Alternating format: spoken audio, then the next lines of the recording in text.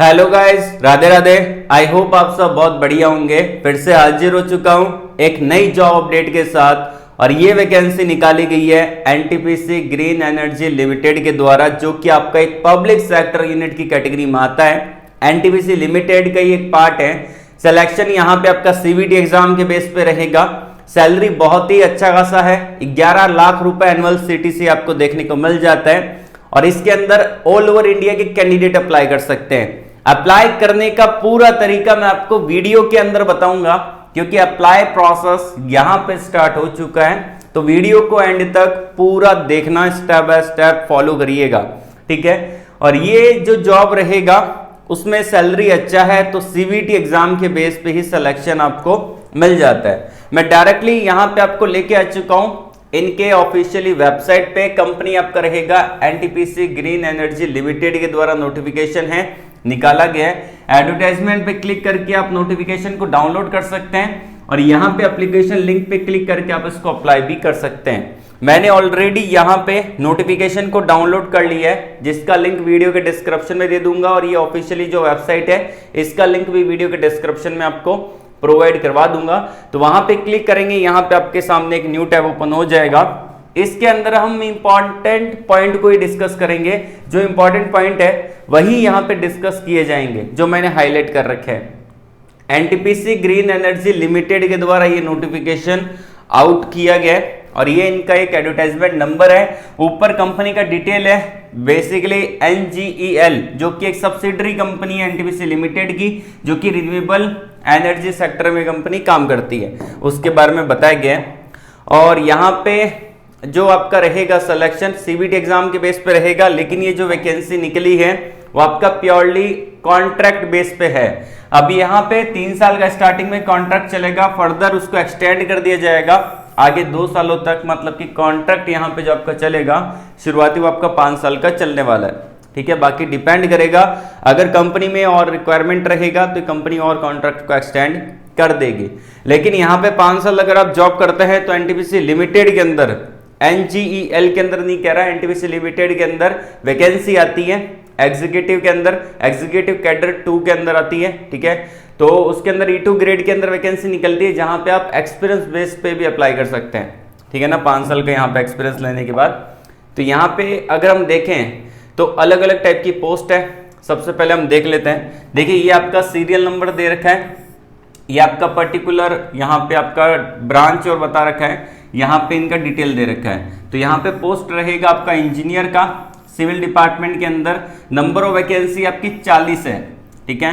Reservation आपकी civil में 21 है, जैसे कि सिविल, इलेक्ट्रिकल, मैकेनिकल अलग अलग निकाली है, तो अभी सिविल के डिस्कस कर रहे हैं। यूआर की 21 है, एससी कैंडिडेट की 4 है, एसटी कैंडिडेट की 2 है, ओबीसी कैंडिडेट की 8 है और ईडब्ल्यूएस कैंडिडेट की 5 है, ठीक है। क्वालिफिकेशन में बोला है बीबीटेक अगर आपने सिविल में कर रखा है 60% के साथ, तो आप यहाँ पे अप्लाई कर सकते हैं, आवेदन कर सकते हैं। अगर आप यूआर, ओबीसी और ईडब्ल्यूएस कैटेगरी में आते हैं और अगर आप एसएसटी पीडब्ल्यूडी कैटेगरी में आते हैं तो आपके 50% अगर बीबीटेक में है तो आवेदन कर सकते हैं, अप्लाई कर सकते हैं। एक्सपीरियंस यहाँ पे जो मांगा है वो आपका एक्सपीरियंस होना चाहिए, 3 साल का एक्सपीरियंस आपके पास होना चाहिए, ठीक है। जॉब समरी के बारे में यहाँ पे बता रखा है। एज लिमिट आपका 30 साल का मांगा है, जो कि दे दिया यहाँ पे। सेम वैकेंसी है इंजीनियर इलेक्ट्रिकल वालों के लिए। 80 वैकेंसी यहाँ पे निकाली गई है, आप खुद देख सकते हैं, काफी अच्छी खासी वैकेंसी है। 80 वैकेंसी यहाँ पे रहेगी। रिजर्वेशन कोटा दे दिया यहाँ पे 40 वैकेंसी यूआर के लिए, एससी कैंडिडेट के लिए 10 वैकेंसी, एसटी कैंडिडेट के लिए 6, ओबीसी कैंडिडेट के लिए 15 और ईडब्ल्यूएस कैंडिडेट के लिए 9। परसेंटेज क्राइटेरिया सेम है कि आपने बीबीटेक किया है, यूआर, ओबीसी और ईडब्ल्यूएस कैटेगरी से बिलोंग करते हैं तो 60% होने चाहिए। एससी कैटेगरी से बिलोंग करते हैं और पीडब्ल्यूडी कैटेगरी से बिलोंग करता है तो 50% होने चाहिए। एक्सपीरियंस आपका सेम 3 साल का होना चाहिए। हर पोस्ट पे एक्सपीरियंस मांगा 3 साल का, ठीक है। अगली वैकेंसी मैकेनिकल वालों के लिए। मैकेनिकल के अंदर ओनली 15 वैकेंसी निकाली है, स्क्रीन पे देख पा रहे हैं। यूआर के लिए 4 है, एससी के लिए 3 है, एसटी के लिए 2, ओबीसी के लिए 3 है, ईडब्ल्यूएस के लिए 3 है। बीबीटेक सेम आपने कर रखा है, यूआर, ओबीसी और ईडब्ल्यूएस कैटेगरी से बिलोंग करते हैं तो 60% होने चाहिए। और यहाँ पे अगर आप एसएसटी पीडब्ल्यूडी कैटेगरी से बिलोंग करते हैं तो आपके 50% होने चाहिए और यहाँ पे 3 साल का एक्सपीरियंस मांगा है, ओके। अगली वैकेंसी है यहाँ पे आपका एचआर डिपार्टमेंट में, तो यहाँ पे नॉन टेक्निकल वाले एलिजिबल हैं। बीबी आपने अगर ग्रेजुएशन कर रखा है, एमबीए कर रखा है तो एलिजिबल है, 3 साल का यहाँ पे एक्सपीरियंस मांगा है। ये आपका फाइनेंस के अंदर है, 26 वैकेंसी है, तो यहाँ पे अगर आपने सीए या फिर कोर्स कर रखा है तो आप एलिजिबल है। और ये वैकेंसी आईटी वालों के लिए 4 वैकेंसी है। बीबी टेक कंप्यूटर साइंस में कर रखा है तो आप इसके लिए एलिजिबल है, 3 साल का यहाँ पे भी एक्सपीरियंस है। और ये आपका कॉन्ट्रैक्ट एंड मटेरियल के अंदर है 10 वैकेंसी। इसमें बीबी टेक किसी भी स्ट्रीम से कर रखा है लेकिन आपने पीजी डिप्लोमा किया होना चाहिए मटेरियल मैनेजमेंट में, तो आप एलिजिबल रहेंगे। ठीक है, तो ये आपका क्वालिफिकेशन दे रखा है। एज आपका सेम रहेगा, 30 साल एज आपको देखने को मिलेगा। ठीक है, एज रिलैक्सेशन आपको देखने को मिल जाता है। यूआर एसएसटी कैंडिडेट को 5 साल का, ओबीसी कैंडिडेट को 3 साल का। और इसके अंदर जो आपका सीटीसी रहेगा 11 लाख रुपए एनुअल सीटीसी आपको देखने को मिलेगा, जो कि मैंने आपको शुरुआत में ही बताया था। ठीक है, उसके अलावा यहाँ पे बात करते हैं कुछ इंपॉर्टेंट पॉइंट के बारे में। सिलेक्शन जो आपका होगा यहाँ पे वो मैंने आपको बताया था कि आपका सीबीटी एग्जाम होगा। इसमें गेट स्कोर कार्ड नहीं मांगा, सीबीटी एग्जाम एंड यहाँ पे आपका एक्सपीरियंस और आपका पर्सनल इंटरव्यू आपका यहाँ पे होने वाला है। ठीक है, तो यहाँ पे सीबीटी एग्जाम का जो रहेगा वो आपका यहाँ पे 70 मार्क्स का ये आपका रहेगा, एक्सपीरियंस आपका 10 मार्क्स का रहेगा, इंटरव्यू आपका 20 मार्क्स का रहेगा, ओवरऑल आपका 100 यहाँ पे ये रहने वाला है। ठीक है, तो उसके अकॉर्डिंग आपका मेरिट लिस्ट बनने वाला है, तो मेरिट बेस पे ही सिलेक्शन आपका होगा। बढ़िया बात यह है कि इसके अंदर आपका एग्जाम होने वाला है। अब इसके अंदर जो आपका अप्लीकेशन फीस है वो मैं आपको बता देता हूँ। इसमें आपको पे करना पड़ेगा 500 रुपये, आपको पे करना है। अब ये 500 रुपये किन लोगों को पे करना है वो जरा ध्यानपूर्वक देख लीजिए। अगर आप जनरल ईडब्ल्यूएस ओबीसी कैटेगरी से बिलोंग करते हैं तो आपको पे करना है, उसमें भी अगर आप मेल कैंडिडेट है तो ही पे करना है।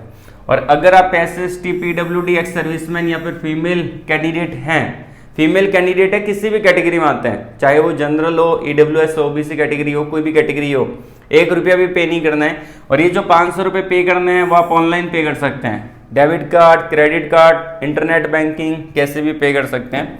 ठीक है, तो आप पे कर दीजिएगा यहाँ पे आपकी कैटेगरी के अकॉर्डिंग।